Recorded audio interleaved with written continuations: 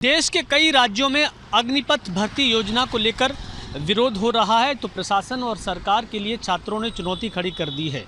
मैं इस समय ग्वालियर के थाटीपुर के मयूर मार्केट इलाके में हूँ। यहाँ ज़्यादातर कोचिंग हैं जो छात्रों को बैंक से लेकर डिफेंस की तैयारियाँ कराती हैं, एसएससी की तैयारियाँ कराती हैं और यहाँ बड़ी संख्या में छात्र पढ़ने भी आते हैं। और ख़ासकर मैं बता दूं कि पूरा जो भिंड और मुरैना के आसपास जो दतिया ज़िला है, चाहे डबरा के छात्र हों या फिर शिवपुरी तक के स्टूडेंट हों, वो यहाँ पर क्लास लेते हैं, पढ़ते हैं।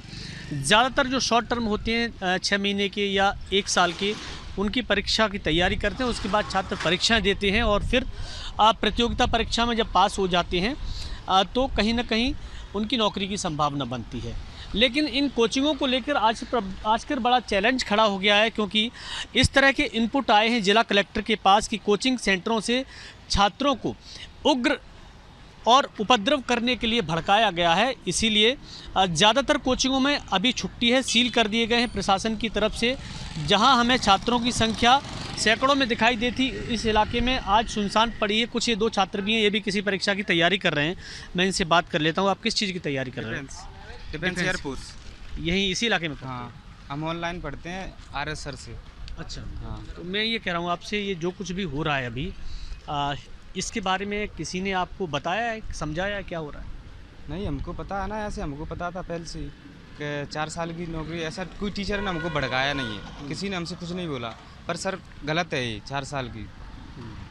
कैसे आप लोगों ने क्या अखबारों में पढ़ा, टीवी पे देखा, कहाँ देखा? हमने अखबार में, हम लाइब्रेरी जाते हैं, ऐसे ऑनलाइन पढ़ते हैं तो लाइब्रेरी जाते हैं, डेली न्यूज़पेपर पढ़ते हैं, तो उसमें पढ़ा था। आप भी डिफेंस की तैयारी कर रहे हैं? डिफेंस की तैयारी करते हैं।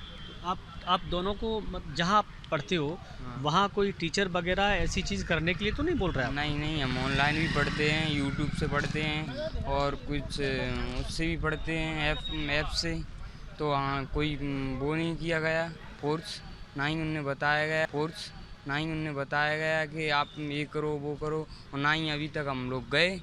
बिल्कुल। देखिए, इन लोगों का जो कहना है कि किसी ने फोर्स नहीं किया है, लेकिन सबसे बड़ा सवाल ये है कि जो प्रशासन की जांच में जो तथ्य सामने आए उसमें ऐसा लगा है कि स्टूडेंट्स को कहीं ना कहीं ये चीज़ समझाई गई है, उनको बताया गया है और इसीलिए एक जगह नहीं बल्कि देश के कई शहरों में हज़ारों की संख्या में छात्र इकट्ठे हुए और उन्होंने इस परीक्षा की भर्ती का विरोध करते हुए तमाम जगह हिंसा भी की है।